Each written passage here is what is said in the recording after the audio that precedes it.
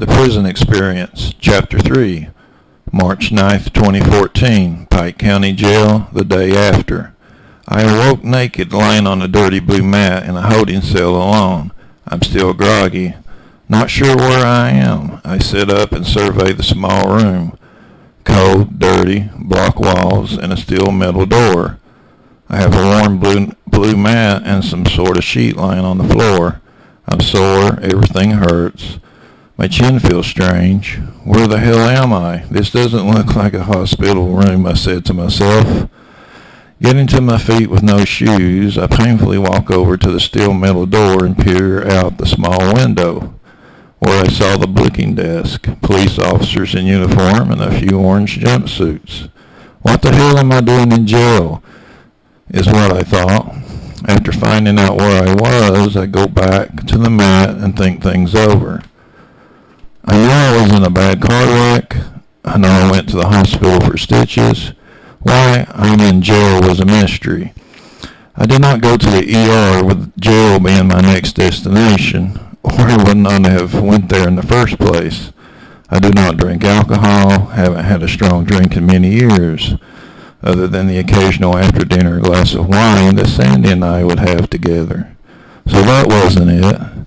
I explained to the hospital staff upon arrival at the ER that I'd just taken medication, so that should not have been it. Puzzled and trying to shake off the effects of the horse tranquilizer they shot into me at the hospital, I lie down on the mat and consider what to do next. The thought of a phone call came to mind. I'll ask for a phone call and call Roger, my dad, and try to find out what is going on. So I get up and go over to the metal door, knock on it, to try to get someone's attention. The guard replied, "Just a minute." I relayed to the guard that I want a phone call, and after a period of time and a few more requests, I finally got one. I called Roger, my dad. We exchanged some words. I tried to make some sense out of it, and the call ended. I go back into the holding cell room. The guard locked the door behind me.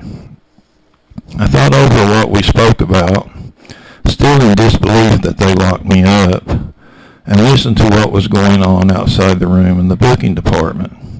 I had no experience at jail or prison, so I proceeded with caution. After some time, I found out that I could go downstairs, which may be better than the holding cell. Some basic stuff happened. I got some old worn-out prison sandals, old prison clothes, and was escorted downstairs to a larger room, where a few other inmates were being held. I found a bed. The other inmates looked me over. The room wasn't crowded at the time. I had to learn the jail routine. Where to sleep, where to go to the bathroom, how to operate the phone, how to order commissary, basic jail stuff.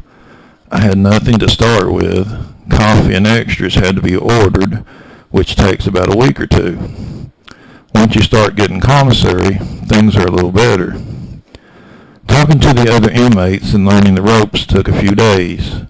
The other inmates helped answer my questions, and I considered what to do.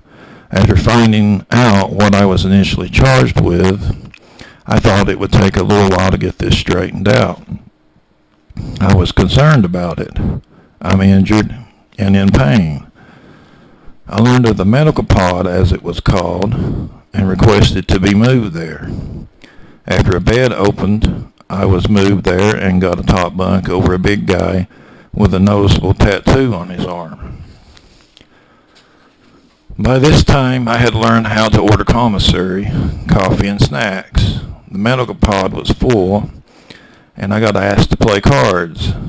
It had been some years since I played cards. I used to be pretty good at poker when I was very young. The name of the game was Spades, a card game that I didn't know about. I played a variety of card games growing up, including 52-card pickup, but not spades, so I learned how. Actually, not a bad game. Everyone in the medical pod was fairly good to me. I tried not to step on any toes. The big guy who slept under me liked payday candy bars, so I ordered him some. I still remember his tattoo. While trying to heal up in the medical pod, one of the nurses who lived up the road from my house got me an appointment with an outside doctor to look at my chin. When the appointment time arrived, I went escorted by guard to the office not far from the jail. Once there, I waited to be seen and did some paperwork, and noticed what appeared to be breast implants lying on the floor next to the scales where one gets weighed.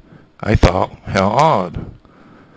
The doctor, I suppose, finally took a look at me, and I knew from the start that this guy doesn't like me. He was vocal about his opinion about the car wreck. He accused me of some things that I did not do. I'm in custody of the Pike County Detention Center, so there was nothing much I could do about it. I didn't have much expertise in the prison world, but I did when it came to doctors.